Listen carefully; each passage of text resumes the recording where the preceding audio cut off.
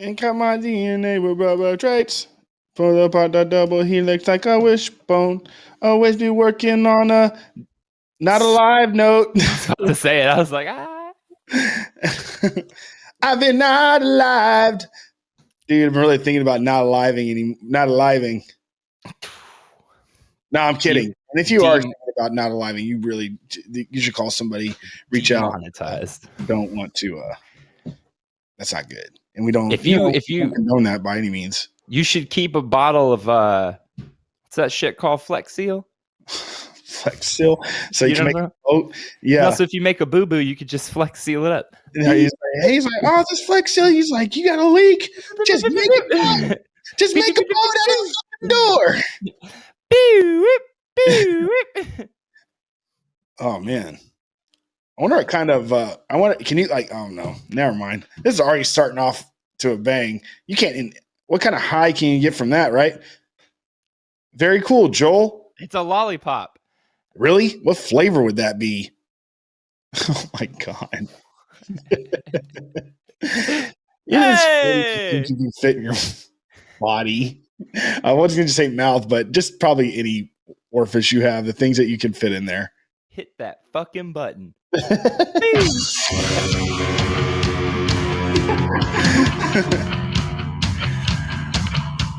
I mean, I didn't see it. All right. I believe you. But I believe you. All right. Welcome to another long-awaited episode of I Didn't See It, But I Believe You. I'm Doug. I'm Joel, and this is episode 122. And just guessing based on our track record the past month, this is the Halloween episode. So happy Halloween, everybody. Boo! Boo! Oh, you got the Casper that's been there all year. Woo! I got my little Hellraiser shirt, Pinhead. Man, that's a good one. Is there something on the back? I can't remember. It says I'm in hell. It says I'm in hell. Help me. Does it really? Swear to gosh. Is it in the like blood writing? Gosh. Yeah, sweet.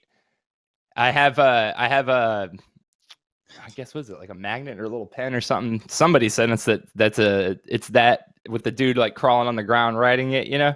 Frank. And it says I am out of weed. Help me. Oh, how cool is that?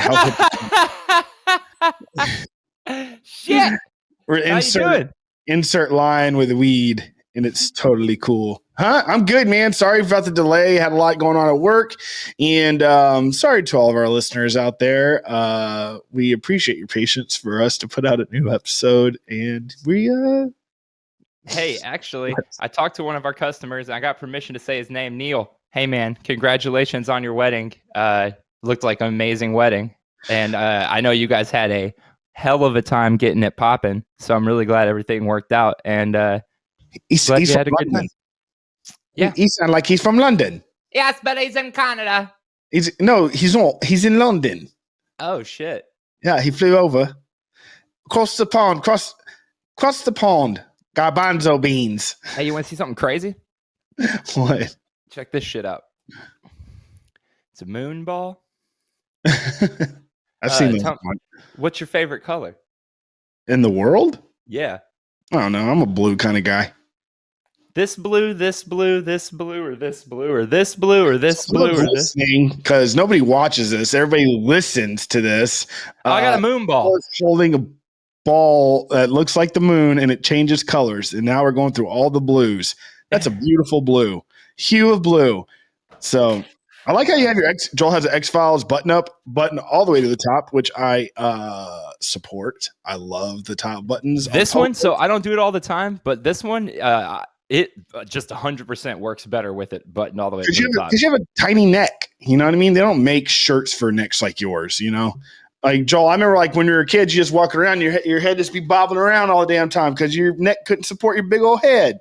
They used to call me Spring because they said that on my neck was just springs. It was so hurtful. They'd be like, oh, there's old Spring. I'm like, oh, because he's a spring chicken? They're like, no, because it's head and his neck. Then there was some real obscure kids who would call me Jim Varney. And it took me forever to get, he's the Slinky dog in Toy Story. Oh, Jim Varney. Yeah, Nice. these kids hit me with the deep cut. I was like, damn, Jim Varney, son, that took me. What you call those kids? They're some what kids? Deep cut, obscure kids, some fucking next level art house students. Did you have a high school club or junior high club or yeah? I was in the anything? I was in the Crips. No, you fucking gang. Yeah. So I don't know if I did, but I would imagine I would like to be a part of the obscure club. What'd you call it? Yeah, the deep cut obscure kids. Oh, dude, yeah, it's like, yeah, I'm a deep cut obscure kid. The kind of deep cut kid where like you're already talking about what's your favorite David Lynch movie, but they have to say the straight story just to be different. Like, bitch, nobody fucking picks that as their favorite Lynch movie. That's the fucking Disney movie he made about the dude who rides the lawnmower across America. Like, 5 people have even seen that. Or like they're like gonna be like Dune. They're gonna be like, and of course not Dune. They're gonna just like, they're gonna totally say the before they say how Mulholland Drive is not their favorite, but almost is. They're gonna definitely let you know, but definitely not Dune. David Lynch doesn't even consider that part of his catalog. The funniest shit to me is that they will all say the same shit if they're trying to like make the same point. They all say the same shit. I love Mulholland Drive. And it's definitely his best commercial success, but the real best movie's Inland Empire. And again, look, Inland Empire, it's fine. It's 3 hours of like a fever dream. It's very bizarre. I get it. Come on, though. Really? You're going to pick that one? The man made Lost Highway. Fucking, yeah, dude, there are some gems in there. I wouldn't even care if you picked Eraserhead. But Inland Empire, I mean, I believe you. Kind of. But, come on, dude. Lost Highway and Mulholland Drive are definitely those are the best too. Look, yeah, for sure. Yeah, I got no problem saying that. That shit. It's Mulholland Drive, Lost Highway, Twin Peaks. Well, Twin Peaks isn't a movie. Yeah, it is. Oh, okay. I guess there is a movie though. Well, and also you got to think like a lot of people saw the pilot for Twin Peaks as a movie because it was released to video stores as just Twin Peaks, and it's like 2 hours. It's the pilot, but it's like 2 hours long. Gotcha. That's how my mom saw it. It just blows my mind that I know we talk about it all the damn time, but like how that was on ABC. Yeah, it's nuts. It's fucking nuts. It makes zero sense. Nothing like that ever came on again. And like, there's like prime time, baby, Tuesday night. It's crazy. I was trying actually because we just rewatched it, and I was trying to think when it was on like what the comparable shit would be now, or like what did that show influence? Because you can look at things freeform. You could look at things and be like, oh, this show is what paved the way for this show. You know what I mean? Clearly, The Simpsons paved the way for Beavis and Butthead, paved the way for South Park. But like Twin Peaks, what did it pave the way for? Maybe X-Files? Like that's the closest thing that I could think of. And that's like, so far away. And they were on the same, they were like, no, they weren't. They weren't existing at the same time? Oh, no, like maybe about like a year. What are you doing? I was going to show you. I thought you were saying they were both on ABC. You're like, nah, that's a Fox property. Well, that doesn't mean that they can't influence another. No. I'm just saying. Beavis wasn't on. Beavis and Butthead was on MTV, and Fox had Simpsons. So I know. I thought you were saying they were both on ABC though. Let me see. I think let's see. Twin Peaks. The second season ends in like 90.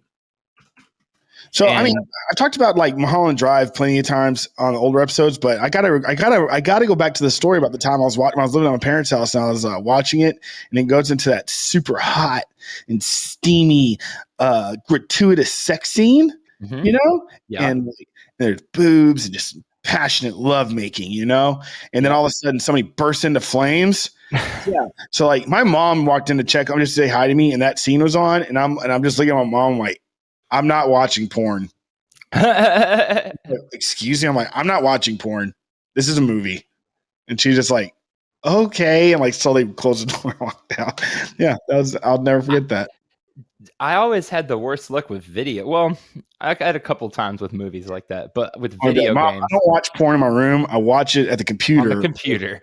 Where everybody can see. Yeah. Did you ever, well, you probably were allowed to do a little bit more. When Grand Theft Auto 3 came out, pull your pud? You couldn't pull your pud? When Grand Theft Auto 3 came out, I begged my parents, and I don't know if you remember, but like the news was on that game's ass hard. Oh yeah, it was like yeah. all day they were talking about, oh, your kids will for sure turn into school unalivers if you fucking play this game. And then my parents let me rent it. They didn't let me buy it straight up for the third one, but they let me rent it. And I remember being like, dude, I swear to God, it's not, you make the choices of what you do. Like, you would have to choose to be a piece of shit to go do this. Like, just let me get, because it's true. I mean, you technically, you don't have to do any of the shit they were. Grand Theft Auto, you choose if you're a good or a bad person. It's kind of true. It's kind of true. Like, okay. It is. Well, because the big complaints they had back then where you could pick up prostitutes, you could kill prostitutes, you could fucking, whatever. So you technically, you don't have to do any of that shit. And then it's just essentially just a violent video game. And it wouldn't be any worse than Mortal Kombat or anything, which, but every time my fucking parents walked in, I was hammering a hooker to death or fucking katanaing some fucking person from a rooftop or just literally sitting at a rooftop snipe scumming people into straight to hell for hours. Fucking room full of bodies and I'm just in the corner laughing with a machine gun. Bro, when Grand Theft Auto 4 came out, so I'll just throw this out there. Grand Theft Auto 4 was the fucking pinnacle of that franchise. It probably never get that good again. And one of the best things about 4 that they added and then took away in 5 is you could go into the hospital in 4. It didn't just spawn you outside the hospital. You could go in that motherfucker. And I would go in the hospital and go through the waiting room or the emergency room and post up in the back and just start killing everyone in the hospital. Jesus and then because then the cops all have to come in through the emergency room entrance. So you could just sit in the back and kill them the whole time. I'm talking about, man, I just spit everywhere. Nice. Yeah. Well, all I have stuck in my head right now is wanted, unalive or alive. Is that Bon Jovi? Yeah. Did you hear that he's changing just to make it more relevant for what's going on in today's algorithms, that it has officially changed it from wanted. You can say dead or alive to wanted, unalive or alive. I like it. I think that's true. It's true. Hey, let me ask you a question. What do you think about? And I really hope you've seen this. Fuck, dude, I got that just word to say to you. What? You talking about the hospital? No. Oh, okay. Go ahead. No, go ahead. What's that? Does that have something to do with what we were talking about? No, for anybody that's like addicted to YouTube and stuff, I recommend going to check out a story that UFC put out. It's an animated story about an iconic like backstage brawl, but the backstage actually at a hospital between Nick Diaz and Joe Riggs. You know about that? No. They fought or whatever in the actual octagon. And after the fight, they had to go get checked up at the hospital. And friggin' Nick Diaz was just a fucking bad mother effer and just like sees him in the hospital. He's like, "What's up, bitch?" And he just starts another fight in the hospital. No, that's kind of badass though. Oh, it's freaking incredible. Y'all gotta watch it, dude. Nick Diaz versus Joe Riggs. Anyways, I thought you were gonna bring that up for some reason. No, I've never even heard of that before. I was gonna bring up have you seen, I guess, and this might be more of like an Instagram, TikTok thing. I guess I haven't really seen much of it on YouTube, but like, have you seen the people who are training their dog to talk? There's like a shitload of them now. Like huskies mainly. I've seen a couple huskies. I see a lot of like labs and golden retrievers doing it. You know what I'm talking about? Yeah. So they put buttons on the floor with words on them. Oh, I thought you meant like they're like. Oh, no. No, I'm talking about, have you seen the button shit? Yeah. Okay, so yeah, they put buttons on the floor and the buttons have different words on them and they record like the owner saying the word, put it on the button, and then the dogs learn what the buttons mean and then can communicate with their parents. Like, frankly, pretty fucking mind-blowing stuff, dude. Like, At first I was kind of like, you guys are probably just training them to push these buttons in order for each video. But I've been watching this one. It's like one of the first people on Instagram who is really doing it and shit. Hey, Bill, rent is due. Dude, the dog fucking talks to her. Like, straight up, when like it's not so much that it talks to her, it starts using the buttons instead of doing other weird dog emotions. So like, we're like, when Rocky's annoyed at us, he'll just like curl up and he won't look at us and he'll kind of go, you know what I mean? This dog walks up to the button and just goes mad, mad, mad. until the mom's like, why are you mad? And she'll be like, hungry. And it's like, it's fucking amazing, dude. Like, because at this point, that dog, whether or not the dog realizes that it's using a phonetic language to like converse, it is learning those sounds and those words mean those things. And then I saw another one where Ask me the how I'm dog, doing. Just ask me how I'm doing real quick. how you doing? Mad. Mad. I saw one where one of the dogs doesn't use it's like two dogs and one of them doesn't use the buttons and the older one does use the buttons, and the younger one needs to go to the bathroom and the older one goes up to the buttons and it's like Savannah bathroom now, and all this stuff to get the parents' attention for the younger one. Fucking crazy. We fuck around and teach them too much, we're in trouble.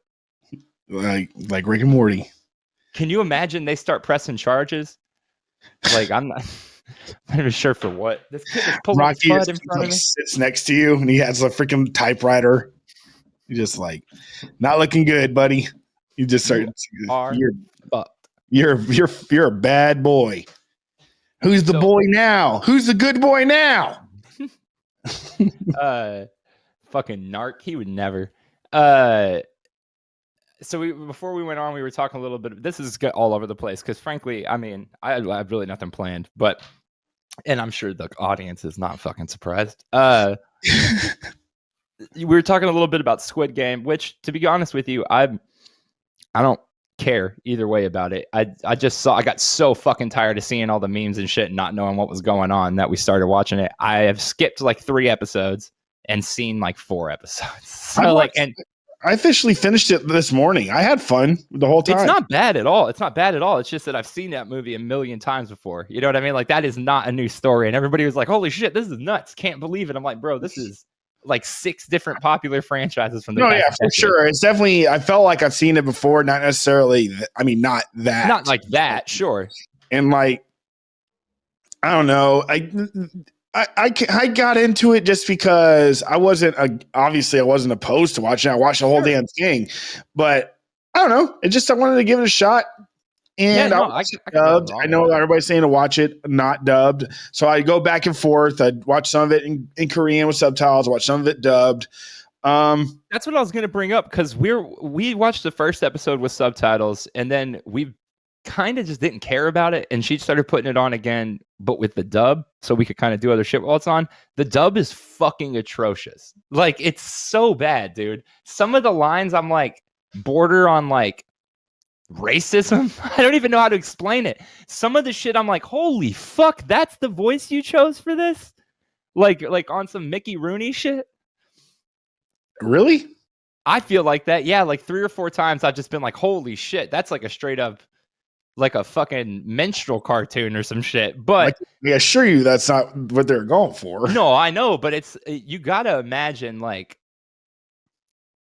those probably aren't all Koreans doing the voices. I don't know. I didn't look up the cast and crew. I didn't look up the dub overlords. I guess what I'm saying is I'm not saying they sound like stereotypical like racist. You're telling right now what you're doing is you're saying I have a don't point. Sound Korean enough, meaning that you no, that's not what I'm saying. What I'm saying stereotype implanted in your brain of what Koreans sound like. That's not what I'm saying. What I'm saying is that there's times where the reactions and the voices sound like something out of anime. They're not human. They're like not realistic human reactions. Like the person on screen will be screaming and the dub will be like, ah, it's fucking weird. It's sometimes they're different languages, Joel. Very anime. They're 2 separate languages. One's English and one's Korean. I know that, but they're speaking the English with Korean inflection. Doesn't make any fucking sense. It doesn't work with English. It sounds like I've never been to a dub studio. I've never, you're the one that lives there. You actually live near Funimation. You should go check it out. You should take a tour and you should see how they do that. Do I really? Yeah, Funimation's based out of Dallas. They do all their dubbing there. Hey, by the way, customers, I need a fucking gig. Make sure you use this section of this episode as like a part of your what are those called? EPK, your electronic press kit. Yeah, totally. Oh, here's my EPK. And then it's just like in this, and you're like, dubbing is racist, and they go. Not what I fucking said. Oh shit! There's a fucking gig open for ADR recorder. I don't even know what that means. That would additional dialogue. It's so you'd be recording like the dubs. They need me to record the dubs. I'm fucking applying for that. Animation? Yeah, and they need a writer for the ADR. That's awesome. They're gonna be And they need a vice fucking president. That's what I'm applying for. Funimation's man. Yeah, that's not a great sign. Hey, just put it out there. We're looking for a new vice president. Apply online. Actually, not only are they looking for a vice president, they're looking for a manager of ADR engineering, a voice director, and an animation director. What is going on over there? On their website? I just typed Funimation Jobs Dallas, and you can see everything on Google now. It shows you everything from any website that they're listed on. It's kind of a cool thing they've added. So, like, this has jobs from LinkedIn or from Glassdoor, Jobify, ATIA, Joblity, or whatever that's called. Next. So, like, it just lists them all, and you can click on it. It'll take you to the listing. Yeah. Man, speaking of jobs, so no shocker, I'm looking for a job again, and I got some prospects or what have you. But in the meantime, just to like make some quick money, I thought, shit, dude, I'll just go work at a Amazon warehouse for a couple weeks. You know what I mean? It's like instant hire or whatever. So I went and I looked, and they're like $3,000 sign-on bonus for warehouse workers, which is what I would probably choose to do. And like $3,000 sign-on bonus, $17.50 an hour, 40 hours, pick your shifts. I'm like, damn, all right, whatever. This is gonna suck, but this sounds, like a decent way for something to suck. So I go through the whole fucking process.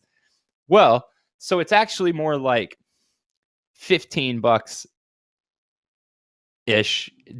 In order to get $17.50, there's like an insane list of qualifications, and you have to be there for like 3 years. What are you doing again? I was just looking for a quick like month-long job at Amazon while I look for other shit. Damn, dude, that just sounds awful. Terrible. Yeah, I know, but it's like, well, that's what I'm saying. But they are offering $3,000 sign-on bonus just to sign on, and $17.50 an hour. But when you actually get into it, it's more like $15 an hour, 30 hours a week. All this bullshit about your schedule, like they basically do everything they can to keep you from getting full time, which most places do. Bookstore. Because I don't want to work retail ever again, and I'd like to make more than fucking $12 an hour.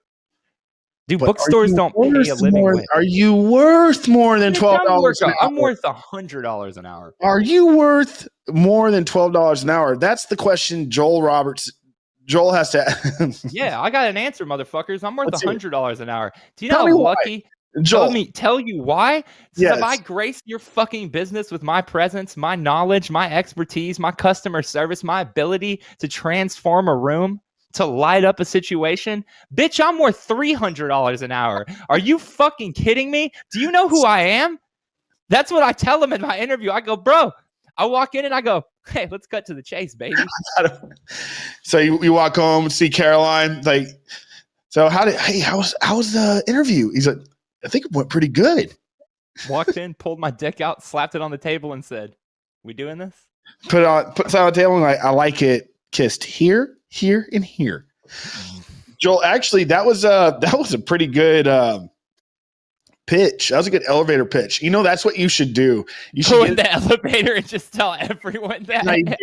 Be like, just turn to the left, and you don't even have an idea. It's not even. So I have this idea for a toaster that fucking actually doubles as a printer. And you just like send it to him or anything. You're just like, do you know who the fuck I am? I am worth $100, and then you do your whole ramble about lighting up the room and shit. And then you go, bitch, I'm fucking worth $300 an hour.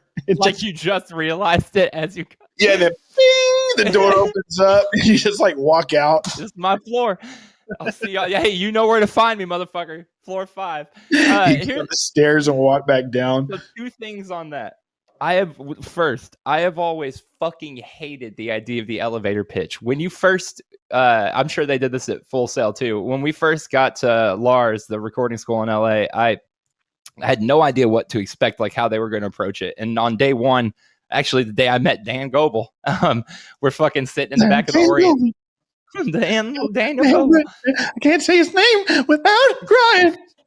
So we're sitting there at orientation, and they're fucking, like giving us this like 2-hour long thing where they introduce their teachers and shit. But then they go on and on. We had the singer from KMFDM. You remember them? Yeah. That was my career development teacher. Really? Yeah. That's And awesome. he was awesome. He looked just like Jude Law. It was the craziest shit. And I was like actually a pretty big fan of a couple of songs of theirs because they were on the Mortal Kombat soundtrack. Yeah. They had some. They had definitely a pop. They're popular. Yeah, totally. So I was stoked to talk to him and shit. And holy fuck, this dude loves the idea of the elevator pitch. It was all he fucking taught. You're in Los Angeles, man.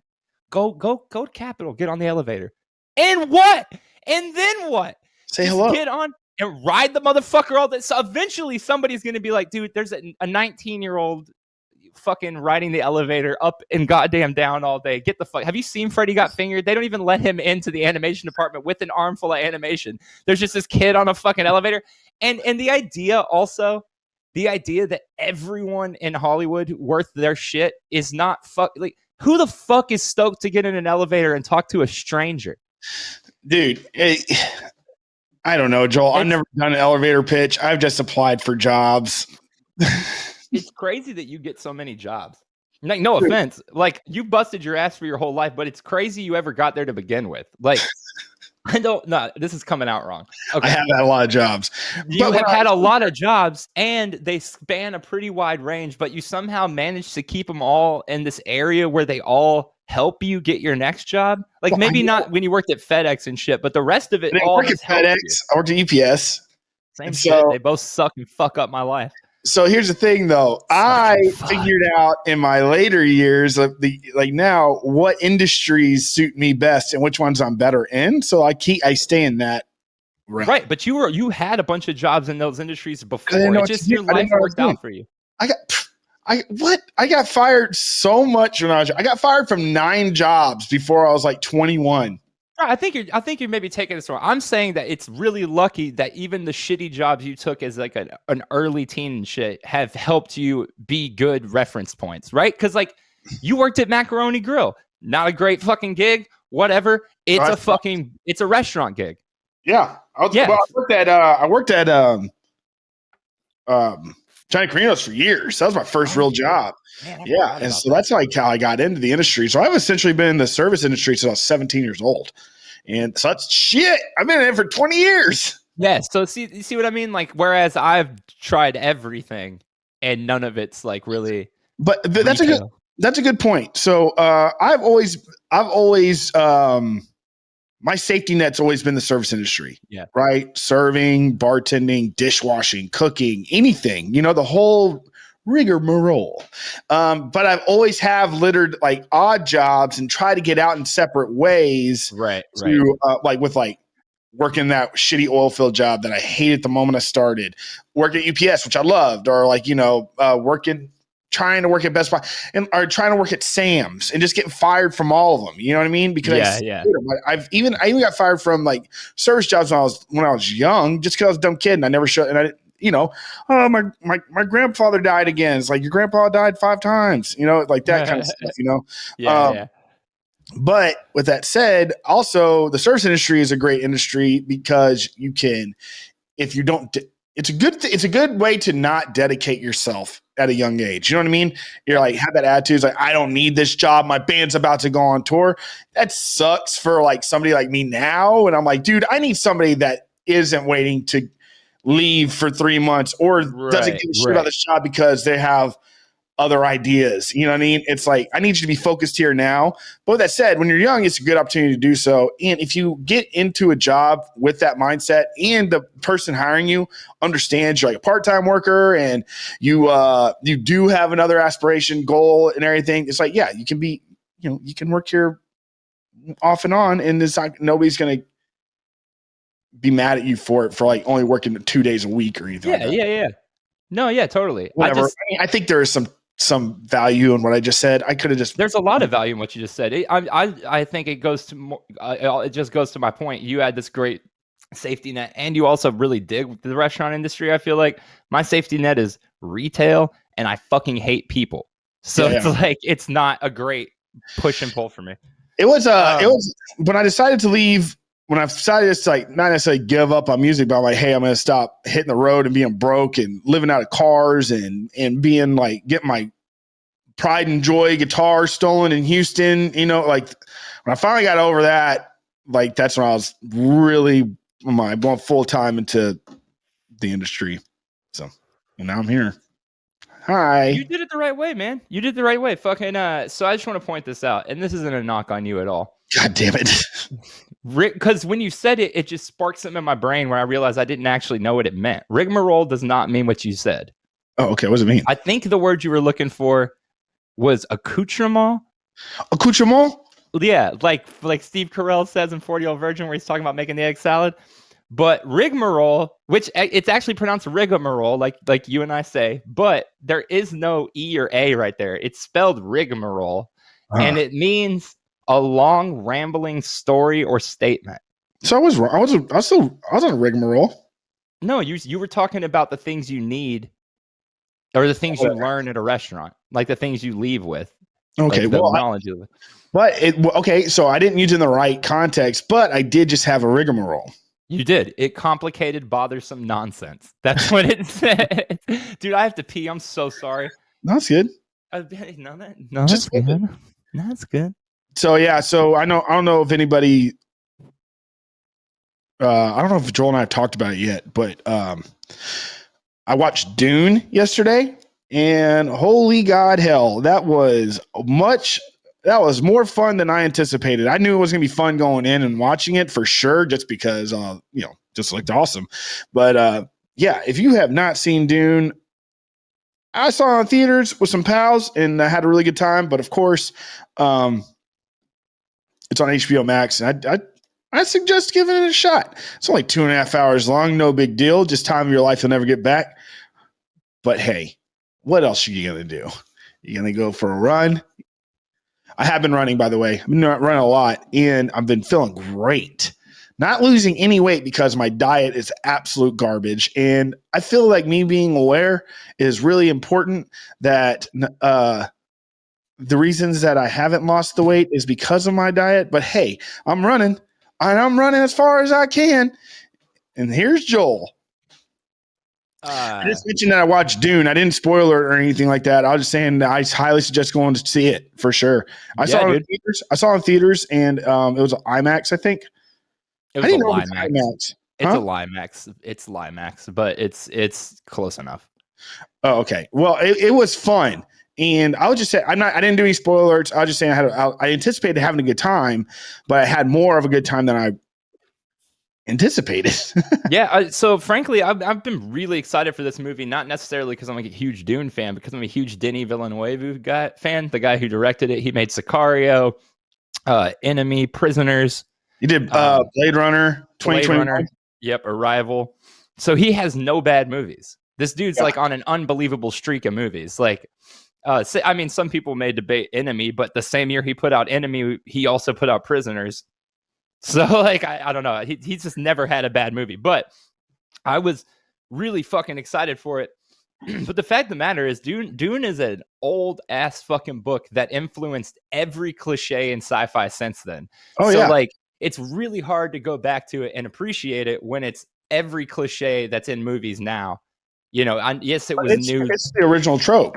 Right, exactly. So, like, I knew I was going to dig the visuals and shit, but I was actually a little leery on whether I would give a fuck about the story. Also, it's really fucking long, and I knew it was only going to be half the story, right? So, like, when we sat down with it, I was sort of cautiously optimistic, but I fucking dug the shit out of it, man. Like, it's a little self-serious and a little fucking, like, there is no levity in that movie at all. It's all fucking very dramatic. You know what I mean? Which is kind of expected. But the original shit. came out in 1965. The book? Yeah. Yeah. No, yeah, it was, yeah, you're right. It's definitely, dude, there was like some really great visuals in there. I wish it was rated R. There's no need to, though. Nothing happens. And like the whole part of the story he told, he honestly made it more exciting than the book. There's nothing there that could have been rated R. Like, he would have had to add shit. That would have pissed people off so bad. The second one, maybe there's going to be a lot more violence in the second one, but like, have you read the books? Yeah, I've read the first one, and I tried to read Dune Messiah, but that's like, it starts getting a little convoluted. I mean, more convoluted there, but dude. So yeah, like, I enjoyed it, but the sense of scale, like with the visuals, was fucking gnarly, dude. I have a problem with scale. I just found out that's called megalophobia. I don't actually have this phobia, but there is something that really unnerves me about these massive fucking things. And dude, it's like every fucking structure in that movie is massive. Their ships are fucking massive. The worms are fucking massive. Anything that big shouldn't be able to move. You know what I mean? That's like, it's just so unsettling. That's why I keep my dick in my pants. That's what I named my wiener after watching this movie. Shai Hulud. Hulud. I named mine Paul. We were talking about, hey, this is Xander, this is Gornblop, and this is Paul. I saw a great meme or tweet that was like, you gave birth to the basically the Jesus of your planet, and you called him Paul. And also, is this based off of our galaxy, like in like 10,000 more years, or is this like? You know what I mean? That's another thing. That's another thing. I saw a tweet where this dude was like, and this dude, I mean, I didn't agree with this because I think it was fucking sick, and the shields explain why this would be like this. But this dude was like, describing all the shit in the movie, like these massive ships, and they've got holograms and all this, but then they fight with knives. But they kind of explain that right when they're doing the fight at the beginning when he's practicing. It's because of the shields. They got to be able to like stab through the shield, right? And a gun would just bounce off the shield.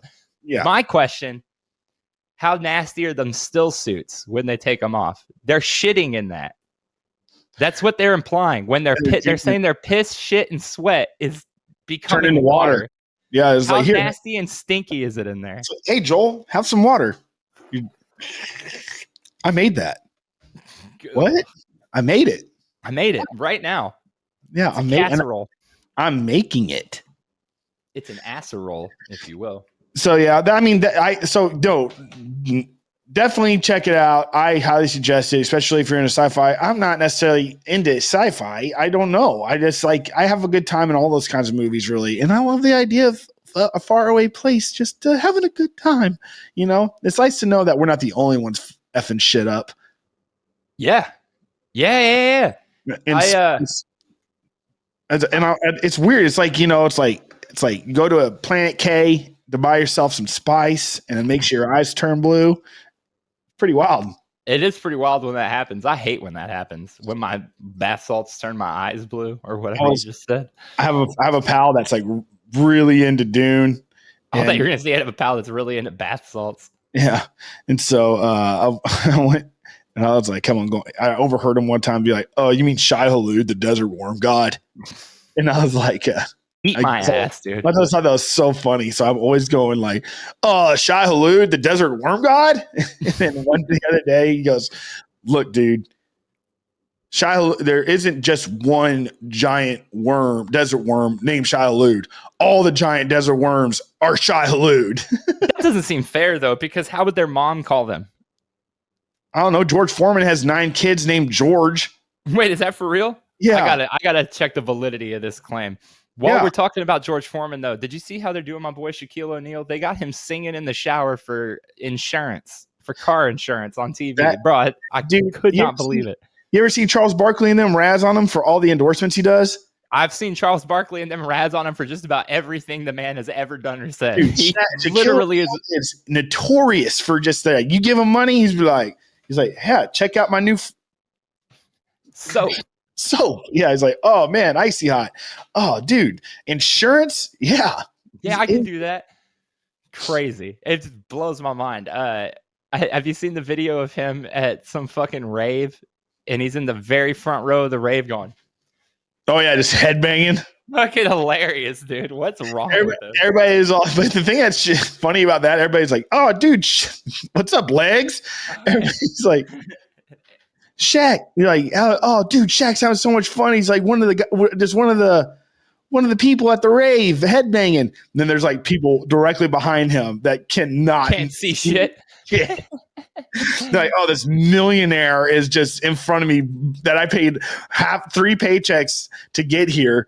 I traveled across the country. Now Shaquille O'Neal's in front of me, and I came and see my favorite band. If that's your favorite band, though, I mean. How do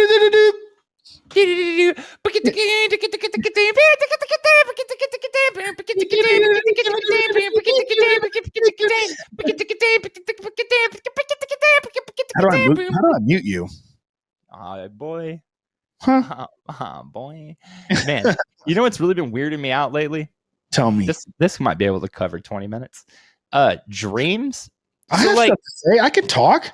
Oh, okay. Go ahead, babe. You don't always have to be the one that just has to fill up the dead space. Sometimes I let you go. I let you do your thing because you're just talking. I like listening to you talk. What do you know, because huh? What do you got to say, motherfucker? I was just gonna say, I don't know. I appreciate your banter and everything you have to say. I mean, make me laugh, clown. I don't have anything funny to say. I just thought we were gonna have a moment. I'm like watching Squid Games and things like that. I came to a realization that we're all gonna die. It doesn't matter if you get paid for it or not. Dude, spoiler alert. But when that girl grabs the dude on the glass jumping bridge. Yeah, it was pretty lame. What? That was my favorite part so far. I fucking couldn't stand that dude, bro. Yeah. I was so excited for that. I was like, please fucking kill him. No, now. I mean, yeah, kill him or whatever, get him out of the way, but like that dude could have easily just went. It pushed her off. Could he have though? Because I was thinking about it when I was thinking about it. Behind him was nothing because the glass behind him had already broke. What would you do? Honestly, would you let that happen? You want to beat the living hell out of the person holding on to you, and I'd bite her fucking face off. Are you kidding me? But this isn't about what I would do. You guys like, no, don't do it, don't do it, don't do it. It's like I'm like, gouge your damn eyes out, throw her off the damn bridge. But maybe he didn't want to throw her off the bridge because he got that sweet bussy from her. And he loves her. I don't know. He loves her. That dude wasn't capable of love. I mean, he was said in his bio. It said that. Obviously, we're not saying to like beat somebody up and throw him off of a bridge, but in the Squid Game, that guy was he sowed his oats. He made his bed. He laid in it forever, and then then after that, when Song Woo took homeboy checking the tempered glass and just like later, like, yo, damn, yeah, that was badass. But I mean, no, that's what they're playing though, right? You know what I mean? It's just like. But they didn't know that's what they were going to be playing. But Jin Hyo or whatever, Ji Hyun, the main character. Yeah. I did get annoyed at the end when when Song Woo starts getting ruthless and killing everybody. He's like, "You killed them. Their blood's on your hands." Like, dude, actually, everybody's blood's on all of your hands. I mean, you're like all playing the game. You might not have pulled the trigger. You might not have fucking stabbed the person or whatever. Or in the big overnight brawl, but at the same time, you're a part of the game, and you're allowed. You're the marbles. It's like, dude, you're the one who killed that guy. You're the one who won in marbles. Yeah. So, anyways, well, no, it's a good point because that's actually probably the most realistic shit in the movie. When you look at like reality shows, there's always that person who is totally fine with how ruthless the game of Survivor Big Brother is played.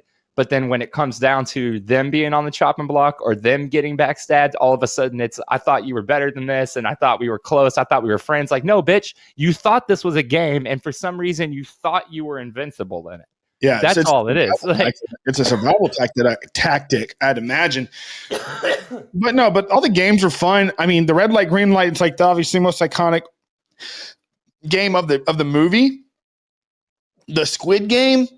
I don't know if that's a real game or if they made it up for the show. But the candy? Huh? The candy? No. Oh, you haven't watched the last episode? No, I haven't watched the last episode.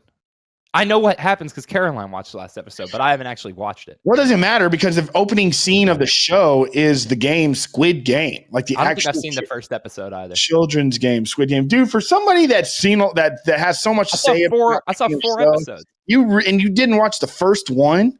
I don't know. I don't know. I might have. I saw the one with the big baby doing red light, green light. Is that the first episode? Yeah. No. Okay, I've seen the first. Okay, well then I've seen 2, 3, 4, 5, and 6. No wait, I've seen 4 of the 7 episodes, no, I've seen 7 of the 9 episodes. That's what it is. To kind of go with what you're saying though about like things being lost in translation, kind of earlier, but not as. Not because of the dubbing, but there are certain things that I was like watching that I just didn't know if they made it up for the show or if it's like they're like traditional games for kids in Korea or gambling games like in the subway, like throwing the little pieces of board at each other, and if it flips, you loses. It's like that's a betting game, that's a gambling game, or like the cookie where they like carve out the umbrella and stuff like that. It's like, is that a game? Like, those things I was kind of confused about because I'm like, I don't know if it's like an actual game that's something that's been going on for years, or if that's the first time they did it, or whatever. No. So I just looked. There's a bunch of articles about it. So, red light, green light, obviously a real game. The Dalgona challenge, which is the candy one. That, let's see.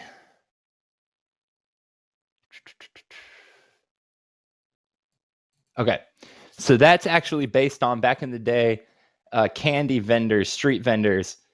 Sugar was super expensive back then, so like candy was by extension super expensive. So in order to like help the kids be able to get more candy, street vendors would often offer a free bonus candy if the children could successfully pull the shapes out of the objects. Tug of war, obviously a real game, and then jockey or jockey or however you say that. Jump on glass until you die. That's a real game. No, they skipped that one. I think they're just talking about the ones that are actually real. But the last, the flipping the paper cards, it's based on Pogs. Oh, okay. Well, I know Pog. Oh wait, no. Here's the rest. And then Squid Game is a real game that kids used to play. It was the most physically aggressive childhood game played in neighborhood alleys as a kid. In a way, it's the most symbolic game that reflects today's competitive society, so I picked it out as the show's title.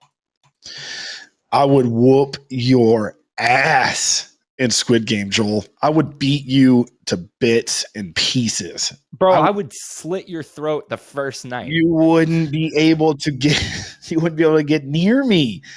The only reason you'd be within touch of me is because I would be on your back ripping your head off. I'd be running in circles the whole time. The whole time. Dude, if you and I were to play any of those games together, I would, even the jumping on glass, I would beat your ass. I'd kill you at the candy game. No, none of them. Yes, Joel, I am I'd kill so you at the baby game. I'd this. kill you just to kill you. Dude, red light, green light, I'd be this, and you'll be over there going, you're like, wow. Did you ever play musical chairs? Yes. Bad question. Have you ever won musical chairs? I mean, yes. Can you prove that? I mean, that's a weird thing to prove.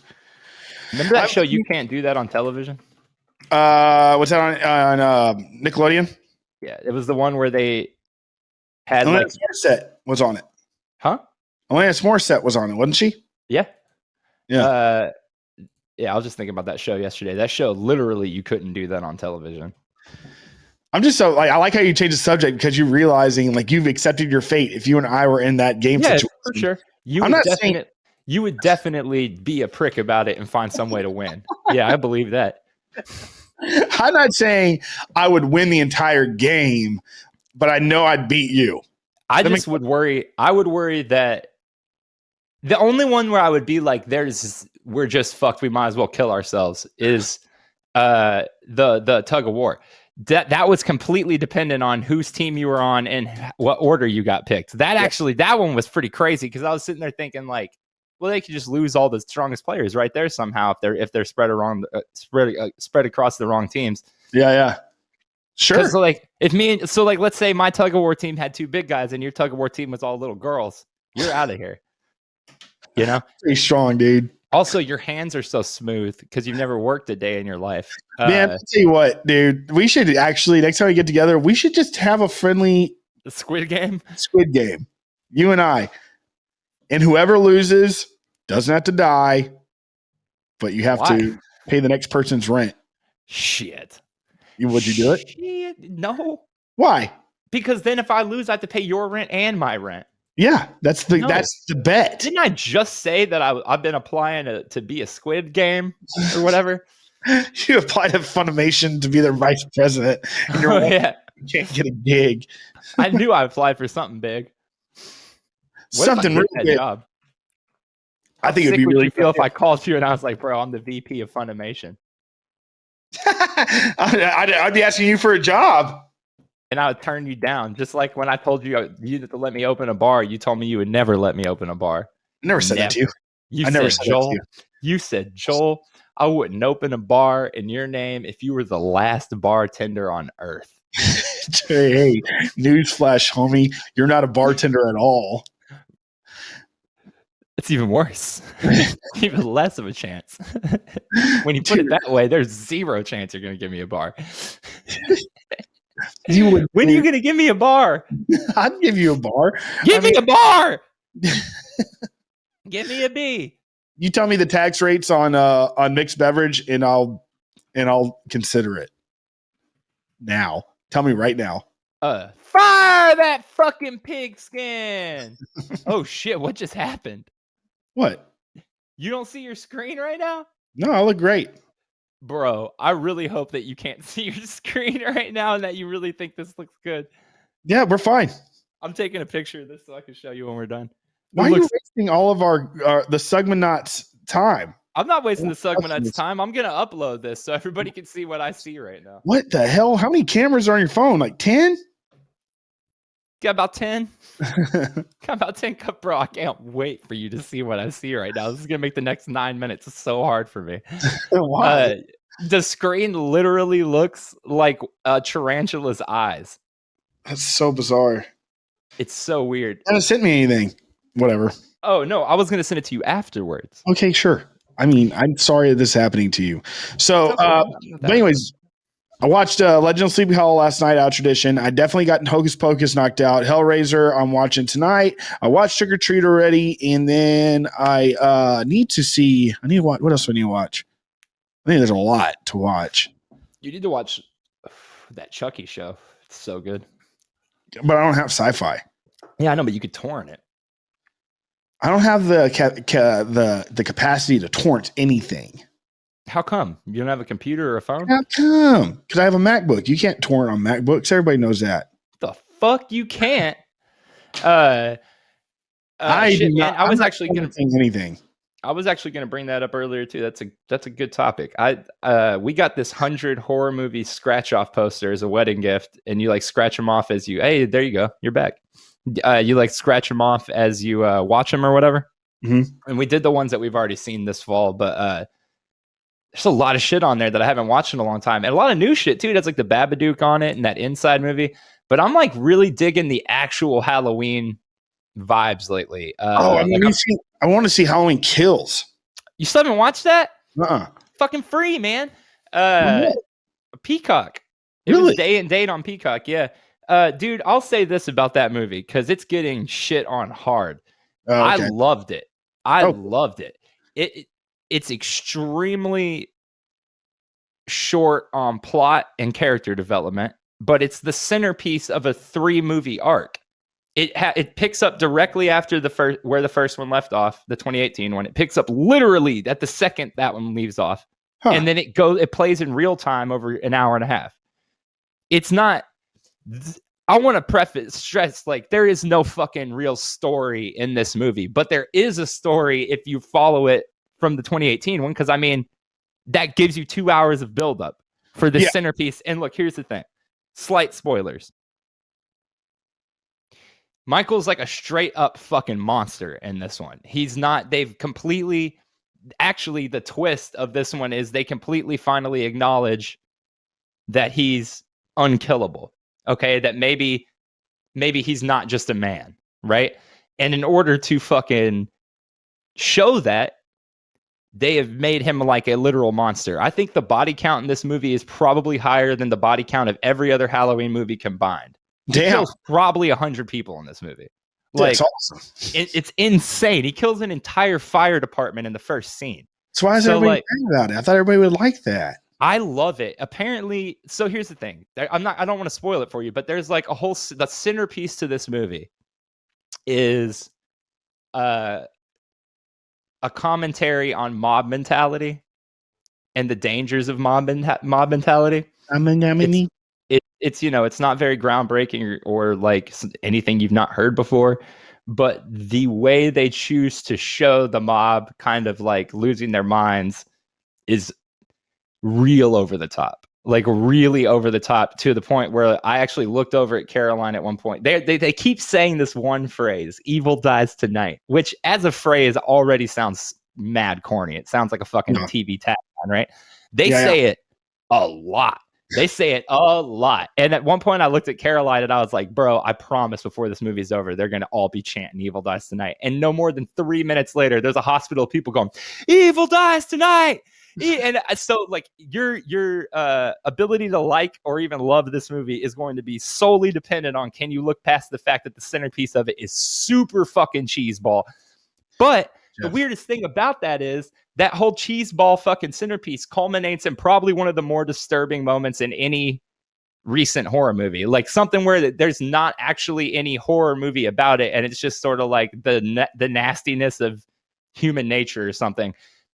Also, the violence is like really mean-spirited to the point where like, not in like that this is way too gory way, but in the sense of like, holy shit, like, what? Who wrote this? Why? Who pissed this person off? The kills are fucking mean. Like, not stabbing. We're not just talking about like stabbing someone with a knife. We're talking about like brutal. He goes out of his way to fuck people up for no reason except, you know, to fuck them up, and it does not shy away from it. Dude, kids die in this movie. Damn, dude. All right, I'll watch it. You got me. Yeah, it's silly, but it's good. All right, kids. I'm like, well, just sign off. Everybody out there, have a great Halloween weekend. Be safe and be sure to take pictures and send them to the boys. Check your candy for razor blades and vaccines. Indeed.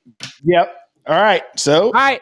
See you next week. Yeah. Thanks for watching another episode of IDSIBIBY. I'm Doug. I'm Joel, and if you click right up here, right up here, you can watch last week's episode. You click over there, you can subscribe. Halloween. Bye.